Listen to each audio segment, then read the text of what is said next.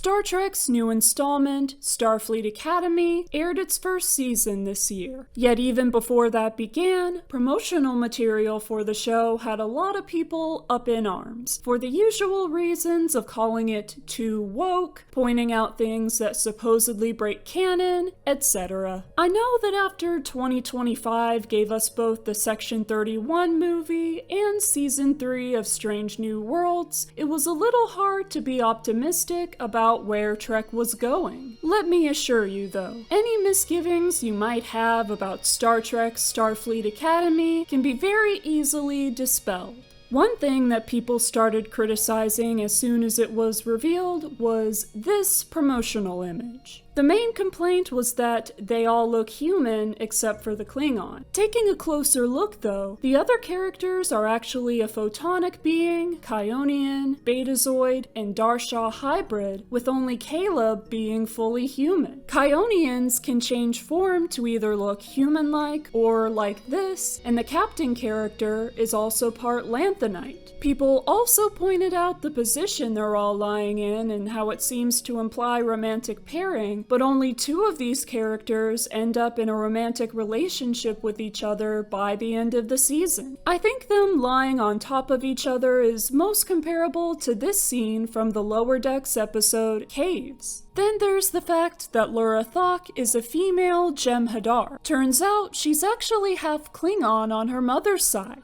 As for Jem'Hadar supposedly being infertile, it's been 800 years since the Dominion War, which is plenty of time for someone to figure something out in terms of genetics. If anything, people should use that as a reason to beg Paramount to give us more series set during that time gap so we can see how that kind of thing was made possible as it was happening. Another point of contention is the existence of United Earth's War College and how it shares a campus with Starfleet Academy. You have to remember that 120 years passed since the burn with no one knowing what caused it. With warp travel severely restricted, many worlds withdrew from the Federation and became insular, building up their planetary defenses in case something like the burn should ever happen again. The War College is an extension of Star Trek's tradition of comparing the Federation to other organizations to highlight what sets the Federation apart. As for there being aliens in the War College, Earth's Defense Force gained notoriety throughout much of former Federation space, and even after the burn had been solved, people on other worlds may still want to have the military preparation that its War College could give them. Starfleet Academy was inactive for so long that the War College took over its campus, and now Starfleet Academy has an attendance level which allows the two otherwise unaffiliated schools to share the campus, perhaps at least until one of them can relocate.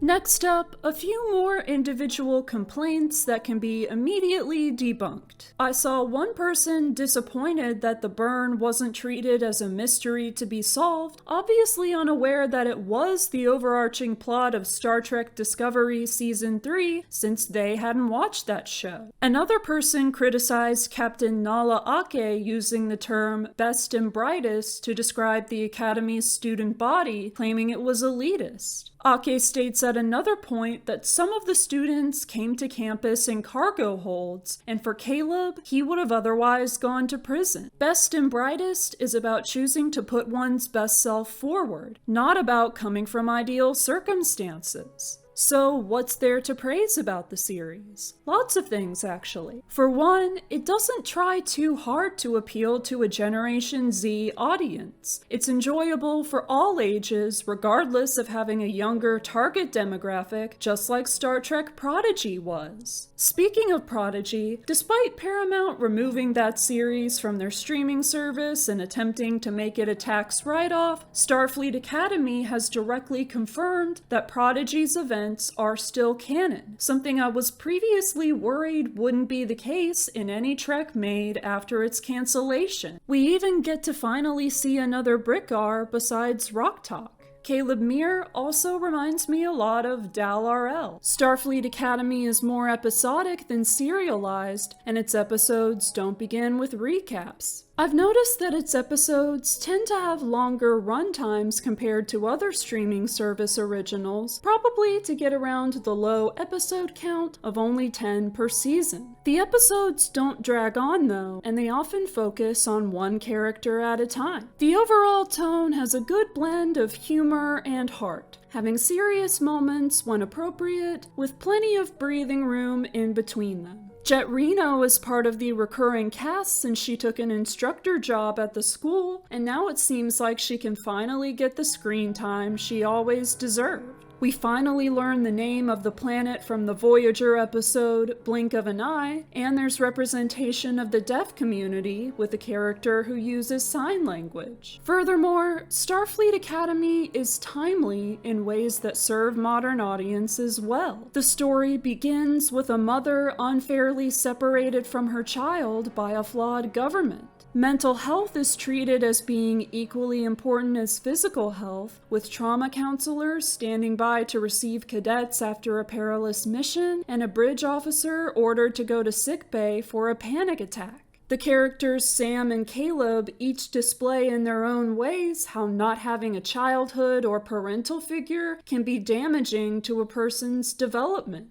The dangers of hatred being used to unite people and of following a campaign based on lies are on full display, especially in the finale. On a wider scale, the story is about young people who have been born into a struggling world, aware that things were once much easier but never having experienced such times themselves. Characters like Ake, Reno, and the Doctor all have living memory of a better time and want to heal the world, starting with its disillusioned youth. Young people watching this show will receive that message as it relates to the real world, and hopefully older people can watch and be inspired to treat those younger than them with the same compassion. The series gives a nice shout out to the character of Captain Benjamin Sisko and the man who played him, Avery Brooks. It leaves the mystery of what really happened to Captain Sisko unanswered, just as it was always meant to be. I was pleased to see Cirroc Lofton appear as a hologram of an adult Jake Sisko, mentoring a young black character just as his father did for him. The Doctor's past trauma of losing his holographic daughter is not disregarded like it was in subsequent Voyager episodes, and he finally gets to raise a child just like he always wanted, with their family relationship remaining even after she is grown. Now, of course, there are legitimate criticisms to be made. A major one is Caleb's hair being cut without his consent upon arriving at the Academy, which feels especially insulting given that he is black.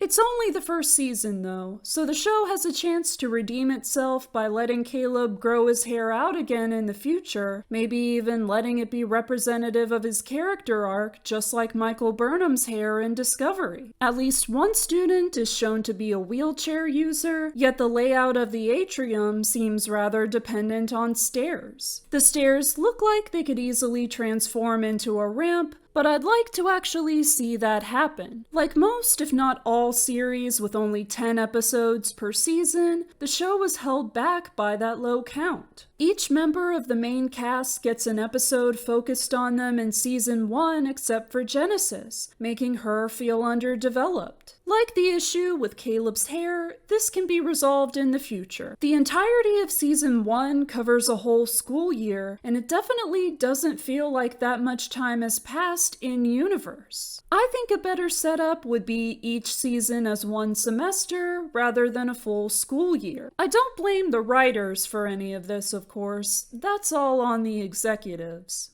Apart from that, I have a few nitpicks of my own. First of all, why doesn't the Betazoid character Tarima Sadal have black irises? Those are the one outwardly visible feature that distinguishes Betazoids from humans, so she should have just had them. One episode confirms that the Dax symbiont is still alive, but they would be around 1100 by the late 32nd century, when season 5 of Discovery establishes that symbionts almost never live past 800. I don't blame Tawny Newsome for wanting that self-insert character, but it just bothered me that season 5 of Discovery is being retconned only 2 years after it aired. The Brickar I mentioned looks like a recolor of Rok-Tahk's model that isn't very well integrated into the live-action environment, and despite them being implied to be a student, they're not wearing an academy uniform like Rok-Tahk did when she was a student. As we all know, no Star Trek series can ever be totally without faults, but for Starfleet Academy, the pros far outweigh the cons. If you're still trying to decide whether to give Starfleet Academy a chance, you should.